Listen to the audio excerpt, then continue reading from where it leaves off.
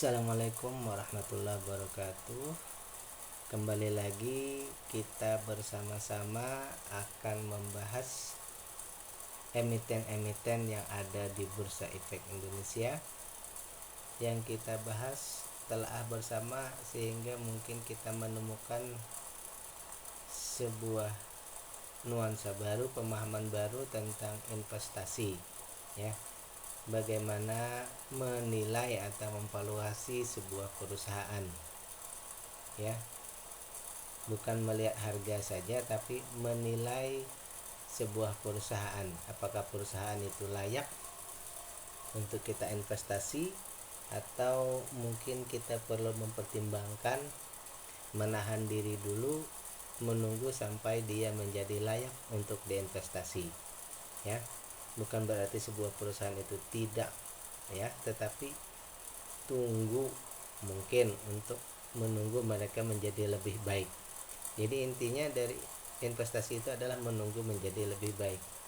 Bukan kita menghakimi bahwa kalau misalnya nilainya tidak bagus maka selamanya tidak bagus, atau nilainya baik selamanya akan menjadi baik, tetapi kita menjadikan valuasi kita, penilaian kita ini untuk dasar supaya kita membeli sahamnya di saat yang kita anggap bagus secara fundamental. Baik, hari ini kita akan membahas satu emiten lagi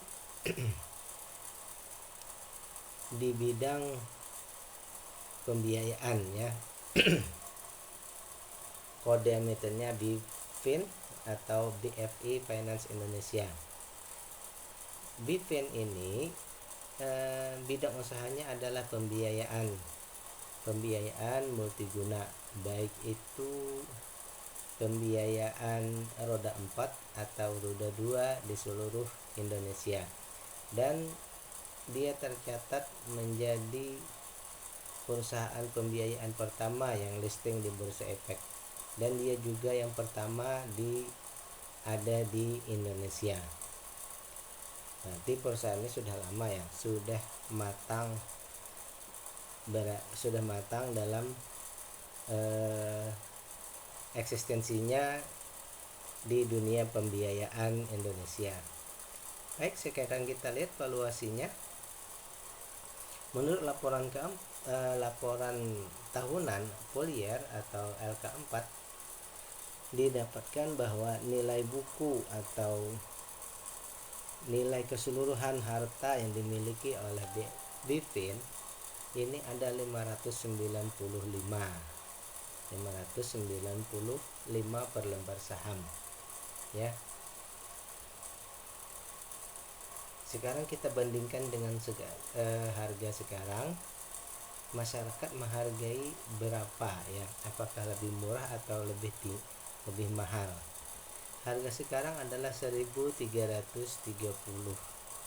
Kita bandingkan dengan nilai bukunya tadi. Jadi harga sekarang 2,2 kali dari nilai bukunya, ya. Artinya 1,24 kali lebih mahal daripada harga wajarnya, ya, daripada nilai bukunya, ya. Baik, ini berarti kita asumsikan berarti kalau nilainya 1, berarti kalau sampai 2, kita anggap ini nilainya sudah kemahalan, ya. Sudah kemahalan kalau menurut kita, ya.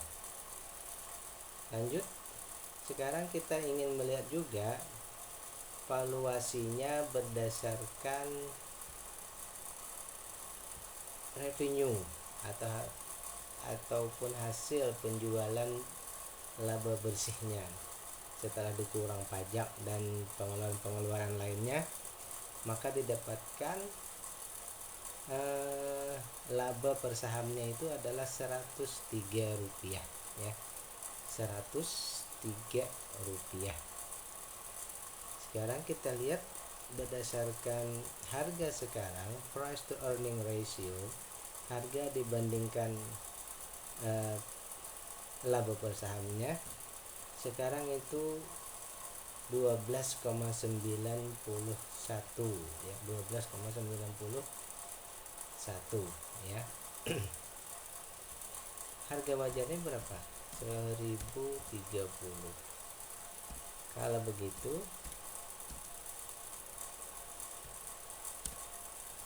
harga sekarang itu 29%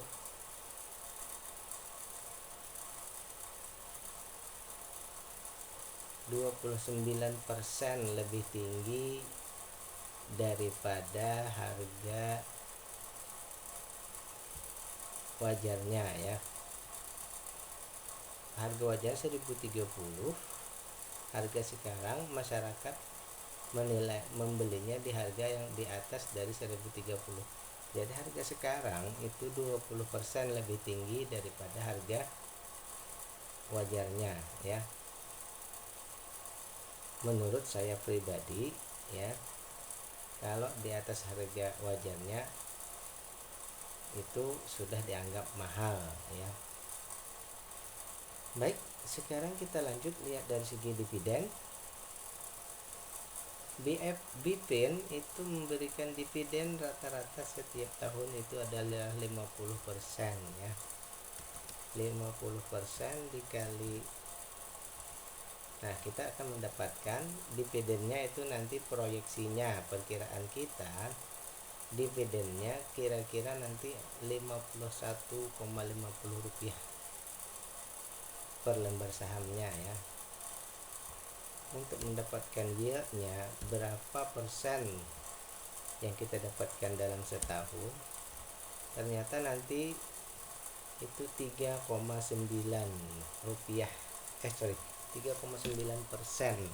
ya. Nah, berdasarkan 3 data ini, kalau menurut saya yang pertama, BPIN ini berada di atas harga wajarnya.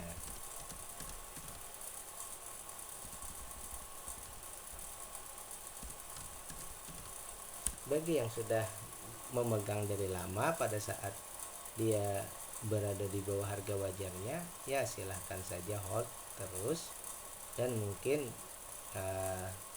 dividen Anda tiap tahun itu sudah sangat besar ya.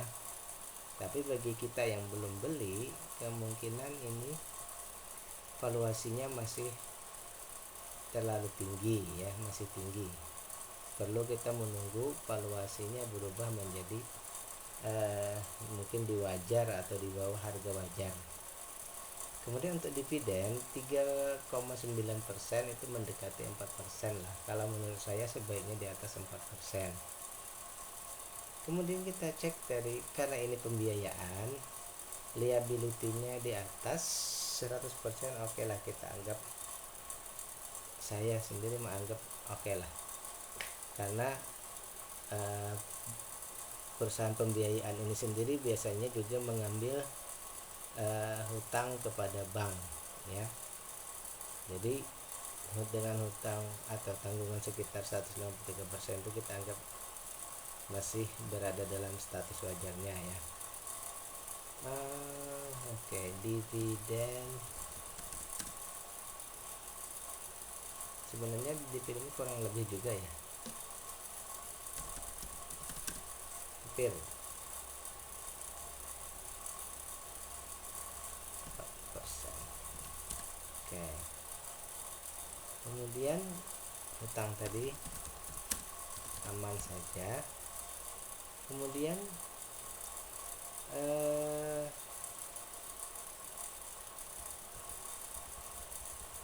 jumlah saham yang berada di masyarakat itu 38%, kita anggap masih aman ya. Masyarakat bukan pengendali, oke, masih aman. Kemudian tadi yang harus jadi perhatian kita juga, bahwa menurut catatan Kesey bahwa saham yang dicatat oleh Kesei itu 100%. Maksudnya apa? Maksudnya pengendali pun memiliki sahamnya berupa bisa dijual belikan di bursa ya. Jadi mereka tidak memegang dalam bentuk warkat, tapi 100% ada di Kesei. Mungkin bisa aja suatu waktu langsung menjual, bisa juga ya. Jadi semua saham di Kesei. Oke. Jadi kesimpulan saya berdasarkan valuasi ya, ini sekali lagi berdasarkan valuasi yang ada, menurut saya valuasinya masih terlalu tinggi untuk kita masuk saat ini. Tapi mungkin nanti bisa saja terjadi bahwa dia akan berubah menjadi lebih murah, kita bisa masuk ya. Dan untuk saat ini kalau menurut saya pribadi belum berani untuk masuk. Tapi ini adalah second opinion bagi Anda, hanya sebuah pendapat kedua, bukanlah ini sebuah bukanlah ini sebuah perintah beli atau jual, tapi ini adalah sharing pemikiran saja. Segala tindakan dari investor adalah tanggung jawab masing-masing. Demikian, billahi taufiq wal hidayah. Assalamualaikum warahmatullahi wabarakatuh.